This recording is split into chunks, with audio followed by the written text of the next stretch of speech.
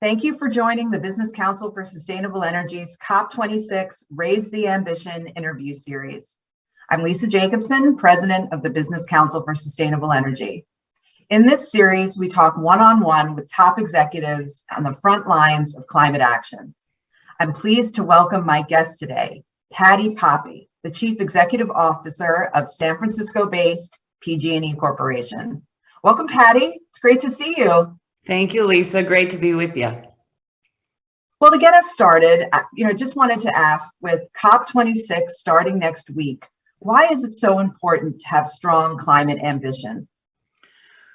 Well, the COP26 UN Climate Change Conference has brought a necessary, sharp focus for all of us, the global community, to work together to thwart climate change. And PG&E, my coworkers and I are proud to lend our voice and our commitment as a willing partner to the effort. The UN has called its recent climate report a code red for humanity.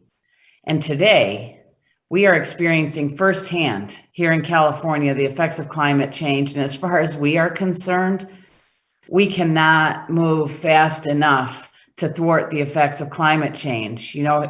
For PG&E, our infrastructure spans more than 70,000 square miles and faces a variety of risks driven by the changing climate, including heat waves, more frequent and extreme storms. Obviously, wildfires have been an existential threat to my company and my community.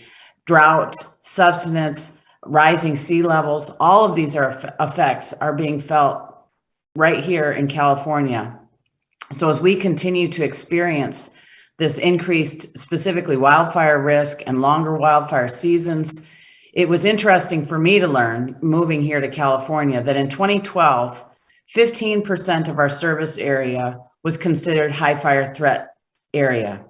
In 2019, it had increased to 50%, 50%. And we actually forecast that it's 55% today. It is rapidly changing. The risks continue to grow, and the sense of urgency is certainly real for us. And I know it is real for many of the global leaders who will be attending the conference. And we're just active and willing partners to keep moving things forward. Well, it's really important that PG&E Corporation, has an opportunity to share both its expertise and tell the story of how your service territory and all the communities in it are being impacted by climate change. So can you share a little bit more about how PG&E is addressing climate change as a core part of your business and mission? You bet. It's obviously top of mind. We work to what we call a triple bottom line business framework. A lot of companies fall into the trap of just serving the bottom line. And we know that the triple bottom line framework of serving people, the planet, and California's prosperity is a more sustainable business model, particularly given the threats of climate change. And so we have a variety of approaches to reducing our own carbon emissions, as well as assisting in healing the land, the water, and the air, and helping to decarbonize the economy. So a couple of specific examples. We are connecting more than 580,000 solar customers to the grid, about 5,000 new solar customers every month, usually within a couple business days. We're fueling about 360,000 electric vehicles. In fact, 1 in 5 electric vehicles sold in America are in our service area. So we know that's an important part of decarbonizing the transportation sector, and we have a huge role to play in that. And especially when we're fueling them with some of the nation's cleanest electricity, with our delivery mix at 85% greenhouse gas free. We're in fact also moving toward more storage and renewable energy combinations. And we awarded contracts for more than 1.7 gigawatts of battery energy storage, strengthening our grid efficiency and the reliability of renewable energy to be dispatchable through the form of storage. And we find that pretty exciting. This is a huge transition. And again, PG&E is kind of out in front, leading the way here. How do we ensure that this is an equitable transition?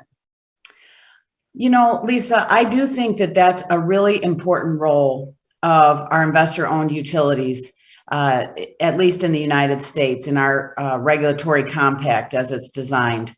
We have the unique both obligation to serve and opportunity to assure that all people can participate in the clean energy transition, whether that's enabling renewable energy access through just our entire supply portfolio, our 85% greenhouse gas free, always making sure that we can make accessible and affordable the energy that we deliver and making sure it's clean.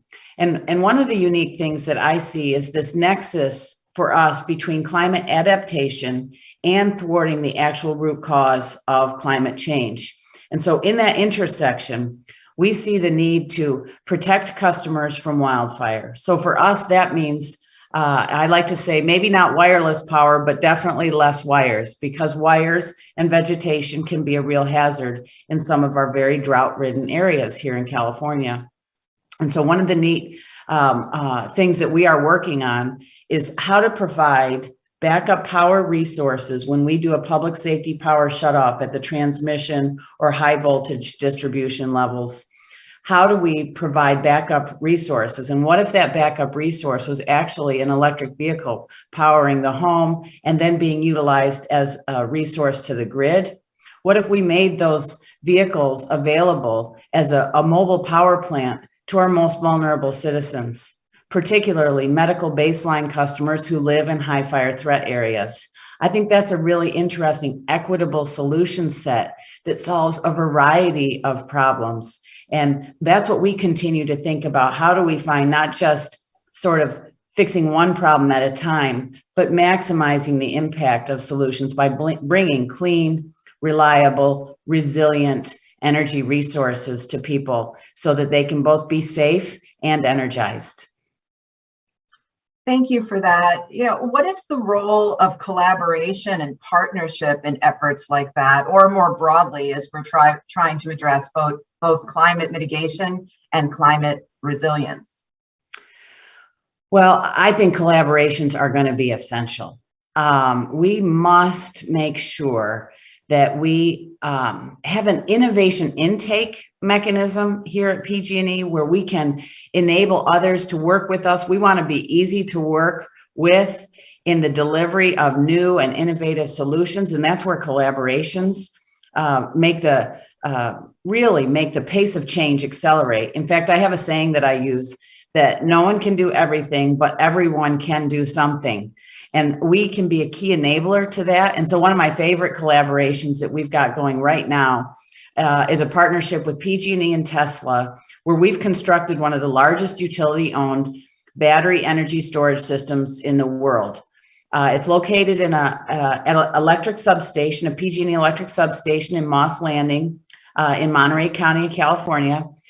It is designed and constructed and will be maintained by PG&E and owned and operated by PG&E. And the benefits of this 182 megawatt facility include enhanced grid efficiency and reliability, the integration then of those renewable resources and reduced reliance on fossil fuels.